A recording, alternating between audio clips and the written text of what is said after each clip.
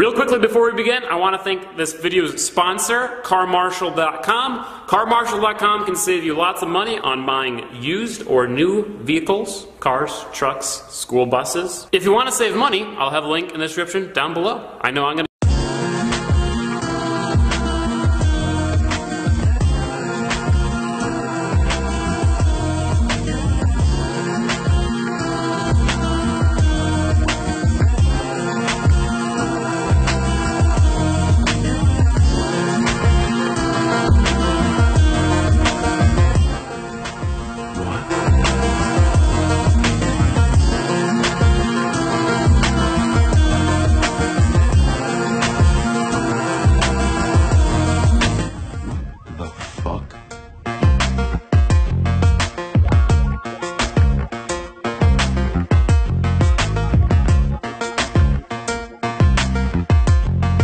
What the fuck is this?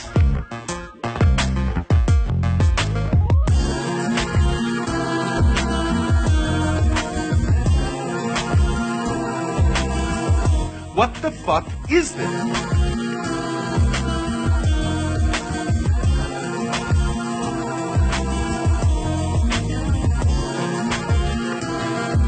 Let's be honest.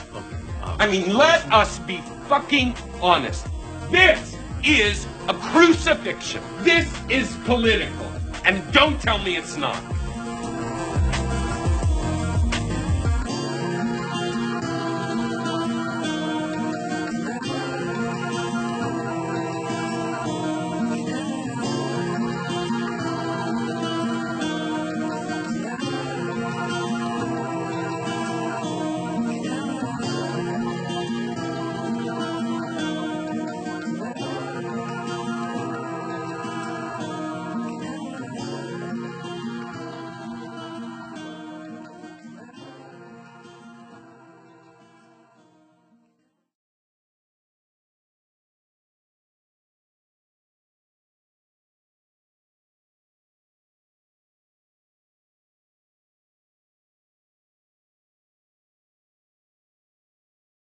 Seattle voids criminal records for pot convictions, giving people a second chance.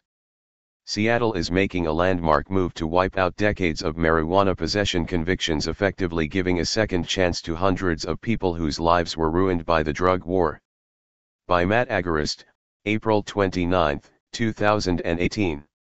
All too often, homeless or otherwise unemployed people are accused of being lazy or complacent because they do not have a job. However, many of those people don't have jobs because thanks to the government's war on drugs they've become unemployable. Because of a massive and successful backlash against a portion of the war on drugs, however, many of these folks are now getting a second chance. It is no secret that a marijuana conviction is a blow to individual freedom even if you were lucky enough not to go to jail or have already gotten out. A drug conviction limits the ability for people to get a job, borrow money, or even find a place to live. This attack on freedom then leads to a function known as recidivism, which limits an individual's choices, thereby fostering an environment which will lead to that person ending up back in jail. The city of Seattle is taking action to help those whose lives have been thrown off track after getting caught by police with a plant. Officials have filed a motion in municipal court that will retroactively void all misdemeanor marijuana convictions in the city.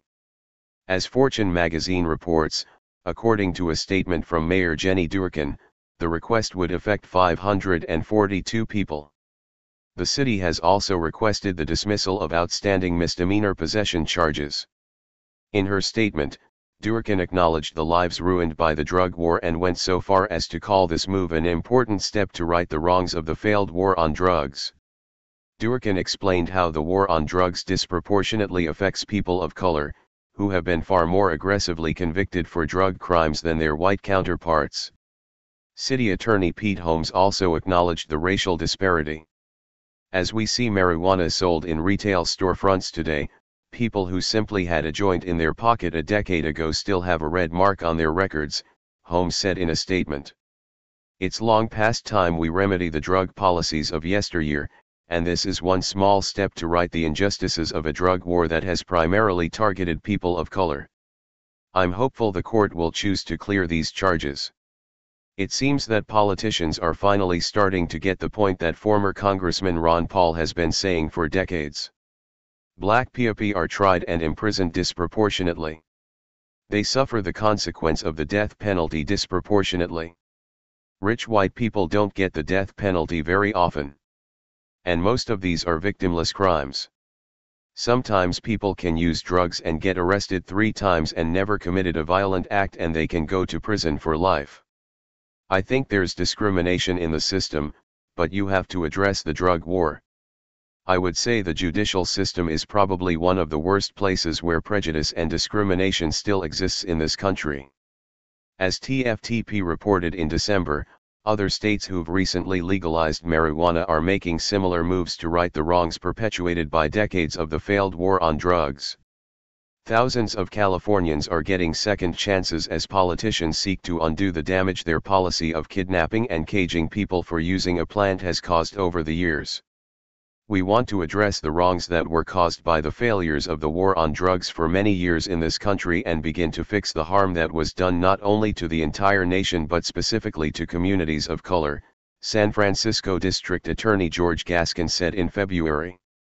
Also, as the National Conference of State Legislatures noted, at least 9 states have passed laws addressing expungement of certain marijuana convictions, and in most of these states, expungement measures pair with other policies to decriminalize or legalize.